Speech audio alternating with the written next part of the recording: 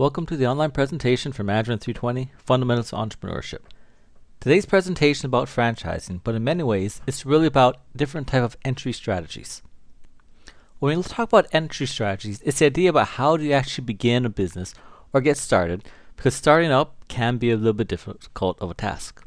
We're also going to look at the different types of franchising, because that's the one entry strategy we want to focus on, and at the very end, review the benefits and disadvantages about going into franchises.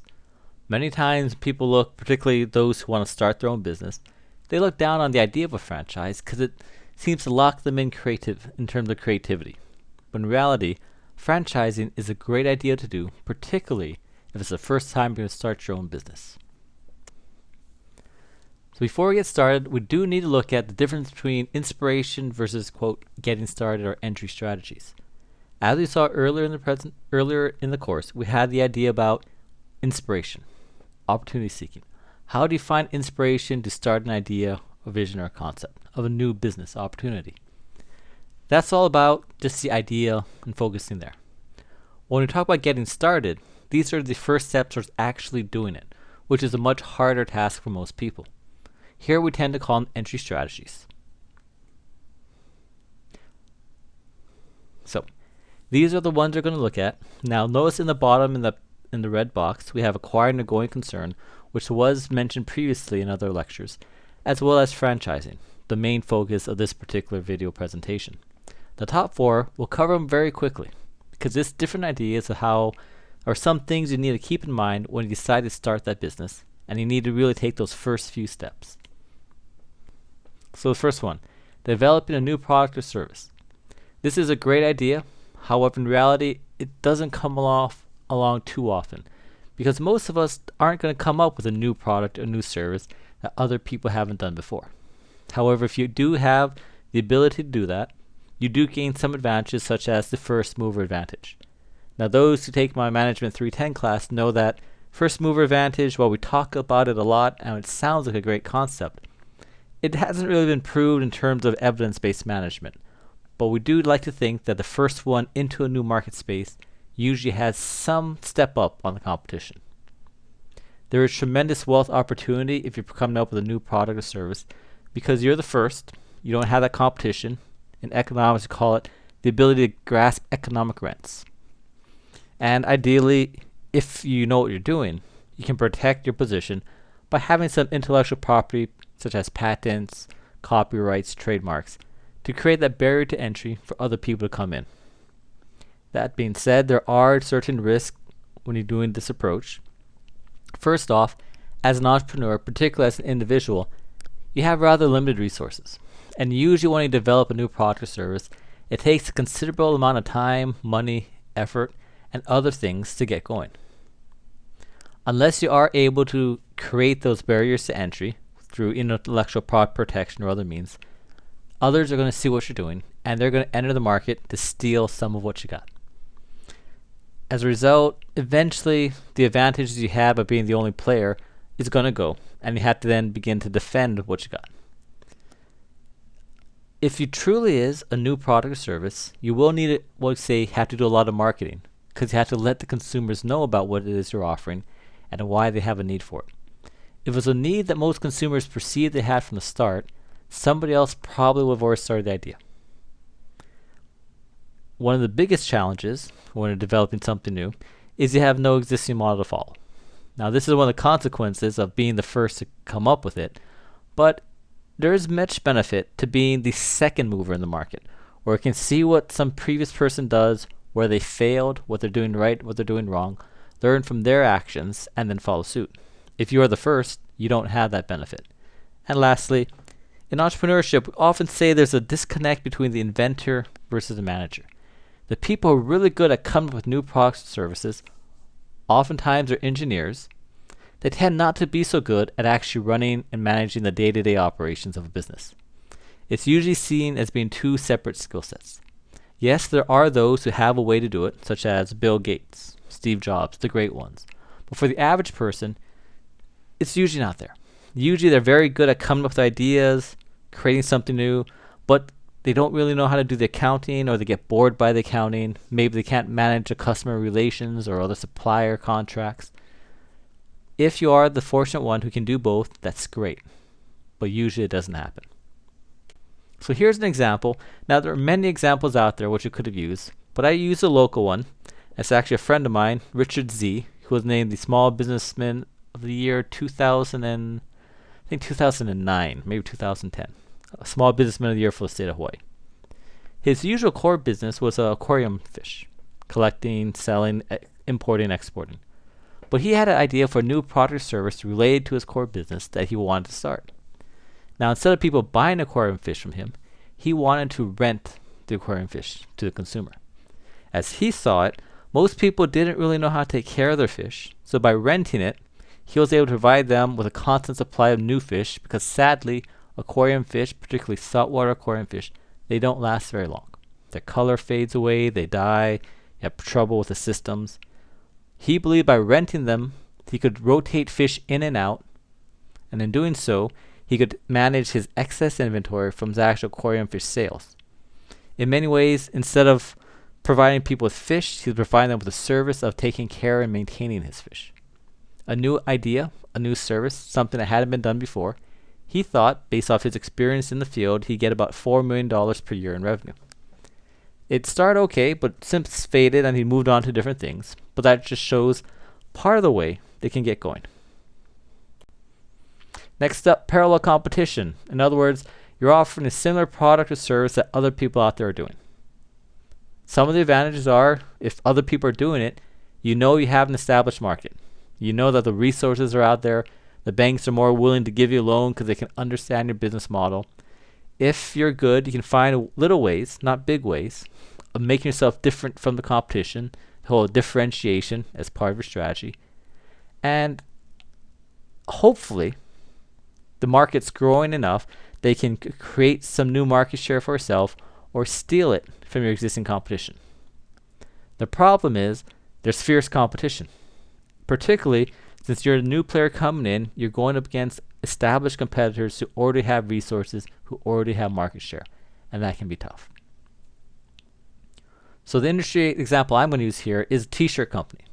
Many times for this class, people have always said they want to go into designing their own t-shirts, and that's great from a creative side, but from a business perspective, that's more than a little bit challenging. And one reason why is because there's so much competition. Notice in the bottom right corner, I have that slider, the picture from the Blue Ocean Strategy. Parallel competition is really you're entering a red ocean, a lot of sharks in the water, a lot of competition. Usually, not always, but usually, any new market you gain has to come at the cost of somebody else. So it's going to be a tough fight. That's why I usually tell people that starting your own t-shirt company is a hard business. Doesn't mean you can't be successful, because there have been some very successful t-shirt companies here in Hawaii. A great example is 88 Tees. Now they've been around for a very long time, but at one point, that being the late 80s, early 90s, they were a startup business. 88 Tees, you can see some of the designs here. They managed to differentiate themselves by marketing specifically to the Japanese tourist consumers. They did it early. They established that brand name, and using the characters they see below, have a strong following. They expanded to multiple locations in Hawaii, primarily again Waikiki because it fit their consumer demographics, the tourists coming in. They found ways to differentiate themselves in a highly competitive industry and have been very, very successful. Exploiting momentum. Now, as an entry strategy for exploiting momentum, there's two ways you can look at it. First off, simply finding a new location. So you're bringing an existing business model to a new market. Some of the risk involved here is you have to be quick because you have to be that first mover. Otherwise, once you get started, or if you don't do it quickly, other people are going to take it and come up with it. The established business model means you have a template to follow. It's just a matter of being the first to where you want to be. And the example I like to use here, and I've mentioned it before, is the Shark Cage Tours. While I know many people disagree with what they do as a business, you have to admit they were smart to bring it to Hawaii. Shark Cage Tours have been common elsewhere throughout the world, but no one was doing it here, maybe perhaps for various reasons. But the first few companies that got up and running, they are doing well, and they've also managed to, because they had already started, get grandfathered in when the laws changed. Another way to do it at the bottom, is capitalizing on those short, or what we call market imperfections. Short-term supply shortages or unused resources. So you can buy and sell based on these imperfections to find a way to make yourself some profits. A great example of this one would be when you look at agriculture and seasons. If a certain crop has problems, there's an opportunity to come in and sell more of it. I have the example down there, that picture, that's actually vanilla. The price of vanilla, true vanilla beans, not the artificial vanilla, it goes up and down all the time. At one point, about 5-10 years ago, it was close to $100 something per pound. Now it's back down to below $10 a pound. But when the market was hot and people were buying vanilla for $100 a pound, if you had vanilla beans, you could have sold at that opportunity. Maybe you could have imported it and done pretty good. The problem with this strategy is one, it's really not lasting. You're really just playing on luck, playing on the market, and things going up and down. Some of the risks include your reputation. People may not take you as a serious business person if all you're doing is just playing this fluctuation in the market. It's not going to be stable long term. It's short term and really just purely speculative risk, because at some point the market will fix itself and you don't want to be left holding the bag. Finding a sponsor. Now what finding a sponsor really means is you find somebody out there, whether it be a customer, supplier, an investor, or the government, who wants your business to succeed and is willing to help out. Some of the risk associated with this is, again, it's your reputation. Are you really starting the business, or is it your sponsor coming through? I should also add, it may be hard to find a sponsor, because just because you want to do something doesn't mean you have the supporters out there. If you do find that sponsor, you have to manage that relationship well, because if you lose them, you're losing a significant asset to your business. And normally, people don't sponsor businesses just for the fun, just for the heck of it. There's usually some costs associated, whether it be you need to sell specifically to that person, you need to buy, if it's a supplier sponsor, specifically from them, or if the government has any special strings attached. And we'll look at some examples. So here are some examples of sponsors out there. So in the top left corner, Schuyler College Business, they run a business plan competition every year during the spring semester. And one of the great things it does is it gives a lot of students with startup ideas a little bit of support, both financial, but more importantly, expertise. So they have the business coaches coming in to help guide the young entrepreneurs. In addition, on that right of that one, they have that gold University of Hawaii Technology Transfer Economic Development. That's a division at UH, which helps businesses take UH technology, things that the researchers, professors had developed, and turn it into businesses. That division has strong contacts in the local community in terms of production, marketing, financing, and can help you go along. At the below that, HTDC, High Tech Development Corporation, while that's not a branch of the University of Hawaii, they are located on University of Hawaii's properties in Manoa. Their job is to support Hawaii's tech sector by providing seminars, access to funding, helping out with marketing, and other things. For the most part, what the UH gives in terms of support and being a sponsor is free, though for the technology transfer and economic development side, they do charge a small royalty if you use UH technology. On the right side, we have Solyndra. Solyndra falls under the idea of government sponsors. Sometimes our government, whether it be state or federal, recognizes there's value in sponsoring a certain business or certain industry technology. The Obama administration at one time believed that solar energy or solar panel technology development and businesses was good for the country. So they strongly supported various solar companies and did what back then was called a loan guarantee. So if the company, a bank was to give the company a loan, if the company were to go bankrupt, the U.S. government would actually pay the bank back the money. That reduced the risk for the people given the loan, which made it more likely that they would get financing. Solyndra comes into play because there was one company that they did round, I can see in that little picture, tube type of solar panels. And the idea was with a tube solar panel, wherever the sun is in the sky, it'll be perpendicular to some point in those panels, maximize the amount of solar energy you could get out. Unfortunately, Solyndra, they were a little bit more expensive than the flat panels we see today, and that's why they didn't do so well in the market. But it became controversial because it was, again, a government-sponsored company. And it turned out that many of people in Obama's administration had connections, whether family or former business partners, to Solyndra. I think they gave them something like half a $500 million in loan guarantees. The bottom one, I put McDonald's, because sometimes a supplier can be a sponsor. So McDonald's, we all know hamburgers, we know them very well. Well, one of the interesting early sponsors of McDonald's was actually a milkshake company. And think back with McDonald's, they offer a lot of milkshakes. And they recognized that the McDonald's hamburgers are pretty good and provided an outlet to sell more of their milkshake machines. So they sponsored or helped out the early startup of McDonald's to get their milkshakes into the hands of more consumers. Of course, in time, McDonald's became known more for the burgers than the milkshakes, but we can see how that relationship helped. The state of Hawaii and even the federal government has some other sponsors out there. I'll go through these quick. The top left is Energy Accelerator. If you have an idea for a small energy business, they can help out. They provide funding, access to business coaches, and so forth, because the state of Hawaii recognized that we need to be energy independent.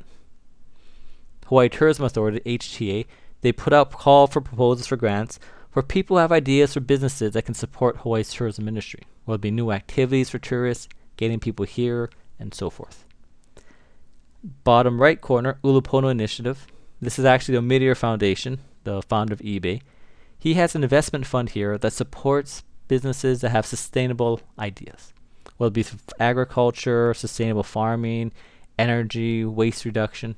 His organization is willing to provide them some extra funding as well as managerial guidance to make sure they succeed. And the last one, bottom left, SBIR STTR. From the federal government, they provide either small business innovation research or technology transfer funds or grants, which allow businesses who are doing research to come up with new ideas the opportunity to actually expand or get money for it.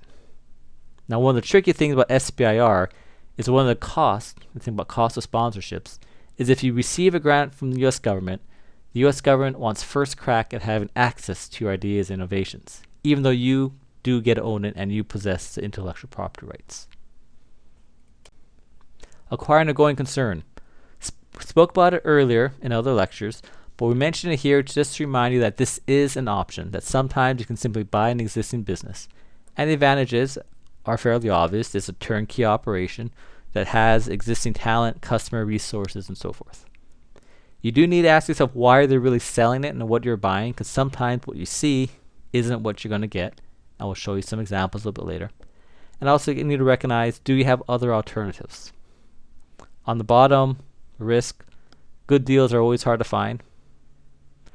Also, you had to prove yourself many times to an existing owner because it's their business, their idea, and they usually don't want to just give it off to anyone. So here's an example back in 2008 of Liliha Bakery, an institution in Hawaii that got sold. Now the owner, he sold it to this entrepreneur group, Peter Kim, of Yummy Restaurants, who owns many different chains there. Cheeseburger Factory, Lahaina Kitchen Company, Yummy's Korean Barbecue, and so forth. And the idea was that they wanted to take it, use the brand, and of course keep the bakery there, but also buy the brand name and image and start moving their products into the local grocery stores.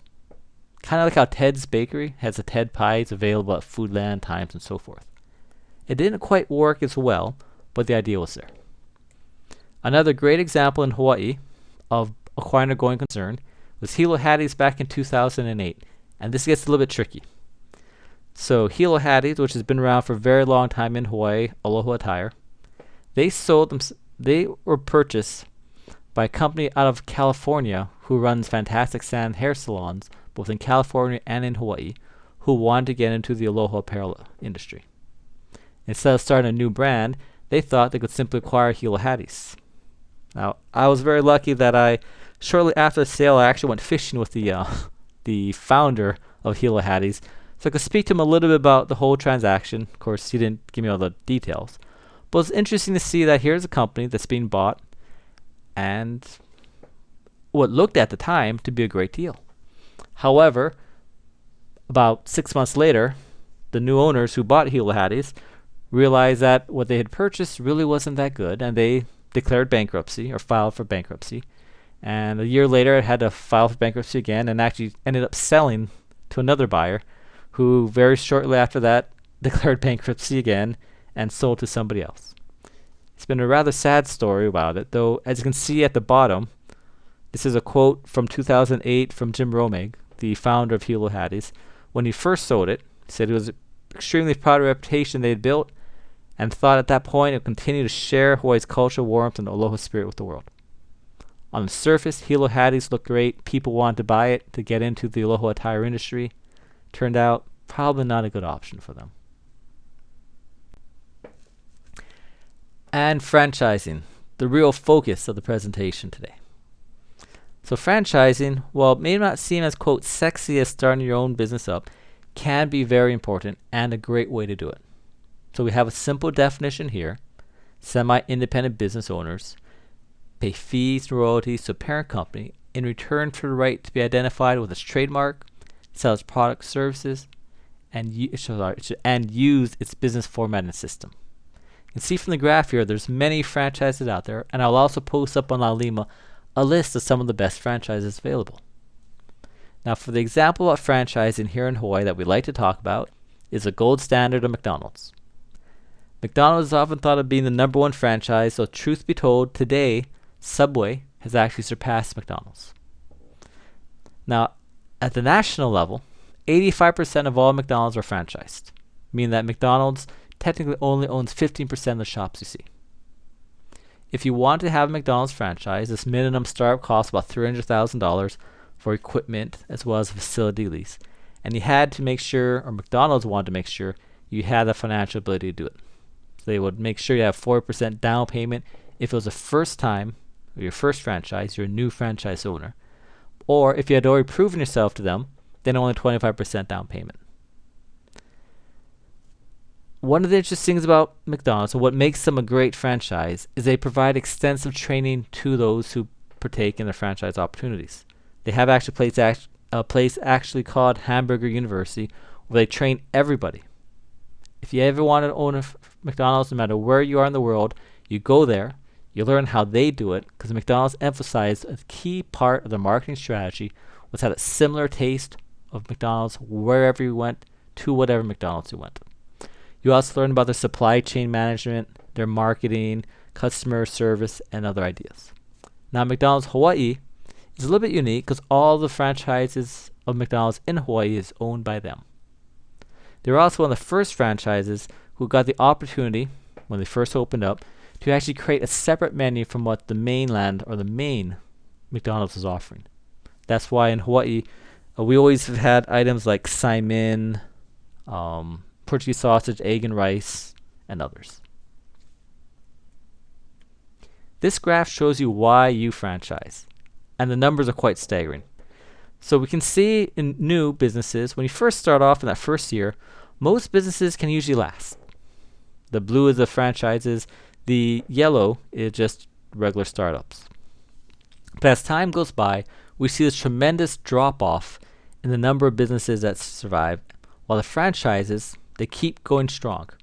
If we take a number, let's say go to 4 years. At 4 years, 90% of franchises are still around, whereas for independently opened businesses, you're looking at less than 50%. That's really close to about 45. The success rate is very compelling. And this is why we often say for a first-time person who's starting their own business, consider going the franchise route. You'll learn. You'll probably be more successful. Yes, there are costs associated with it, but paying those costs is fine if you're going to stick around and actually stay in business. With franchises, there are different types. One is a trade name franchise, where you simply pay somebody the right to use their name. A great example here is Visiting Angels. Visiting Angels is a senior care assisted living. They do operate here in Hawaii, where the franchise owners pay a fee. They have the right to use their brand name and have the brand image. Usually also affiliated that with some of the marketing benefits. Product distribution franchising, you have the right to sell their products under a brand and trademark within a limited distribution network, usually based along geography. So here at UH West Oahu, we always talk about New City Nissan because Professor Frank Kudo, our accounting professor, he owns New City Nissan. he has a product distribution franchise with them, where he is allowed to sell Nissan products, like the Leaf and other vehicles, through his company under the brand name New City Nissan. In Hawaii, there are multiple Nissan dealerships, so they limit the distribution to geography, certain areas where they can compete. At the very bottom is what we call the pure franchising model, like McDonald's, where you purchase the right to a complete business format and system, and you're selling it under their name and their products. The benefits of franchising should be fairly straightforward and obvious. First off, you're buying that business system, and if you pick the right one, you're getting good training and support as well as advertising. Part of the advertising is that brand name, such as Visiting Angels, which is one of the top senior assisted care providers in the country. Certain franchises will also provide a little bit of financial assistance. Not all of them, but some of the big ones do provide it. And that can help with the startup costs or get you going, get you started. The idea about standardized goods and services, if you think back to McDonald's, is you have these products that everybody knows and recognizes. They tell you how to do it. They tell you what the ingredients are in their food. Well, heck, for McDonald's, they actually provide you with the food, the suppliers.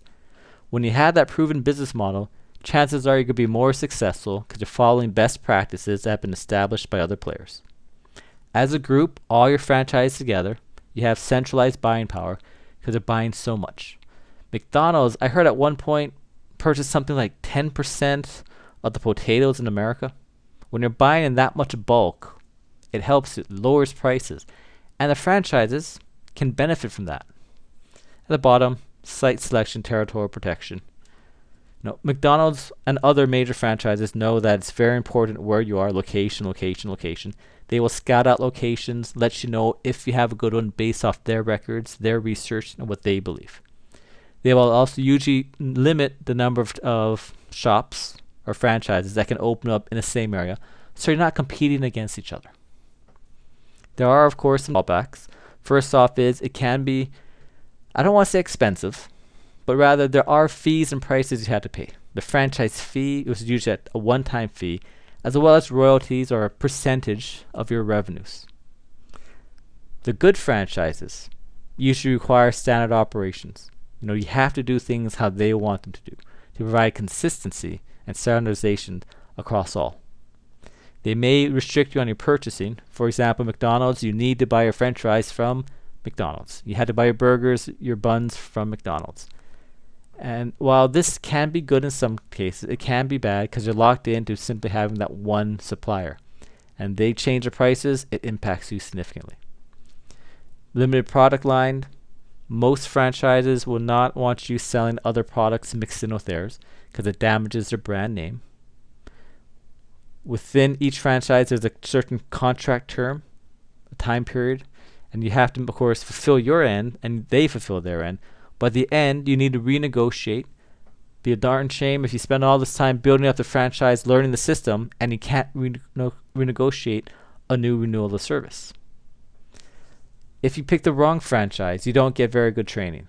Without that training, there really isn't that much extra benefit compared to simply starting your own. If you have some franchise that has market saturation where there's too many other players around because they're not doing a good job with site selection, territorial protection, it can hurt you. The running joke used to be, look at how many Starbucks there are. And lastly, the one that most entrepreneurs dislike is that limited freedom, because the franchise is telling what to do.